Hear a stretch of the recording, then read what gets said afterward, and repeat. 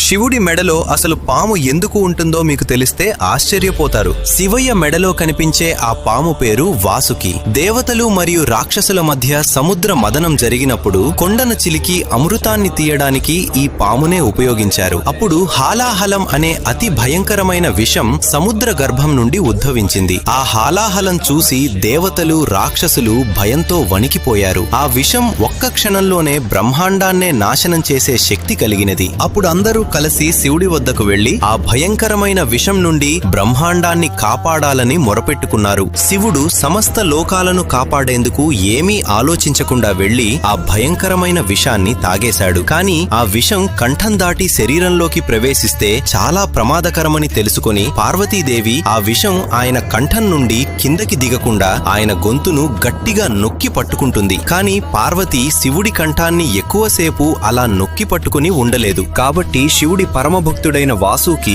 పరమేశ్వర, నేను మీ మెడను చుట్టుకుని ఈ విషం కిందికి దిగకుండా ఆపుతాను, అంతేకాదు మీ మెడలో అలంకారంగా మీతోనే ఉండిపోతాను అని వేడుకున్నాడు. శివుడు చిరునవ్వుతో అంగీకరించాడు. అప్పటి నుంచే వాసుకి శివయ్య మెడలో శాశ్వతంగా నిలిచిపోయాడు. ఫ్రెండ్స్,